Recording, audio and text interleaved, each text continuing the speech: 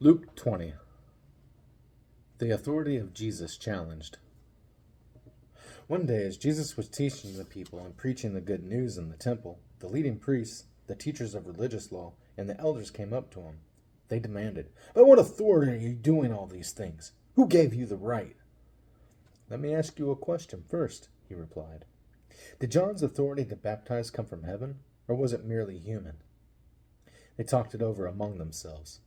"If we say it was from heaven, he will ask why we didn't believe John. But if we say it was merely human, the people will stone us because they are convinced John was a prophet." So they finally replied that they didn't know. And Jesus responded, "Then I won't tell you by what authority I do these things." Parable of the Evil Farmers. Now Jesus turned to the people again and told them this story. A man planted a vineyard, leased it to tenant farmers, and moved to another country to live for several years. At the same time of the grape harvest, he sent one of his servants to collect his share of the crop. But the farmers attacked the servant, beat him up, and sent him back empty-handed. So the owner sent another servant, but they also insulted him, beat him up, and sent him away empty-handed. A third man was sent, and they wounded him and chased him away. "What will I do?" the owner asked himself. "I know. I'll send my cherished son. Surely they will respect him." But when the tenant farmers saw his son, they said to each other, "Here comes the heir to this estate. Let's kill him and get the estate for ourselves." So they dragged him out of the vineyard and murdered him. "What do you suppose the owner of the vineyard will do to them?" Jesus asked. "I'll tell you. He will come and kill those farmers and lease the vineyard to others." "How terrible that such a thing should ever happen," his listeners protested.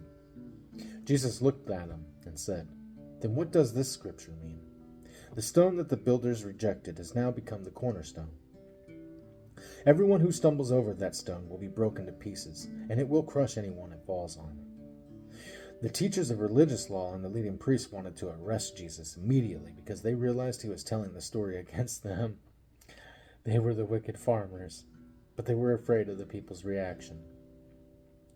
Taxes for Caesar. Watching for their opportunity, the leaders sent spies pretending to be honest men.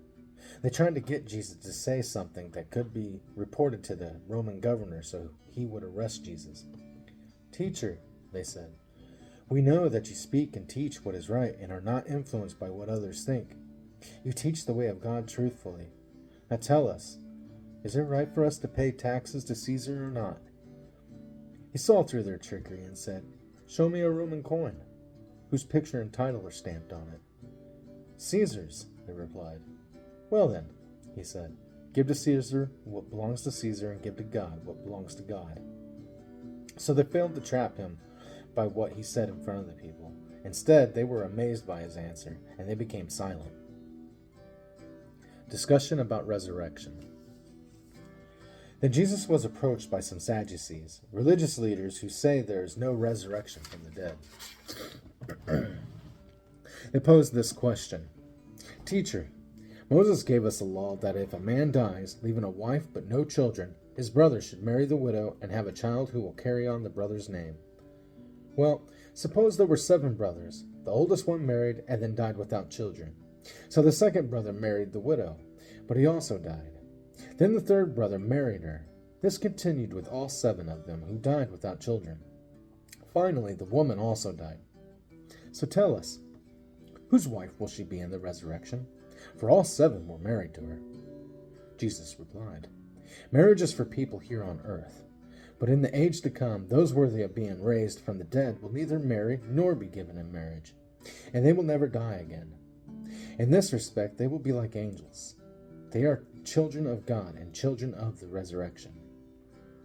But now, as to whether the dead will be raised, even Moses proved this when he wrote about the burning bush. Long after Abraham, Isaac, and Jacob had died, he referred to the Lord as the God of Abraham, and the God of Isaac, and the God of Jacob. So he is the God of the living, not the dead, for they all are alive to him." "Well said, teacher," remarked some of the teachers of religious law who were standing there, and then no one dared to ask him any more questions. Whose son is the Messiah? Then Jesus presented them with a question.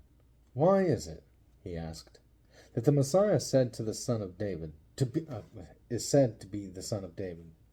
For David himself wrote in the book of Psalms, "The Lord said to my Lord, sit in the place of honor at my right hand, until I humble your enemies, making them a footstool under your feet."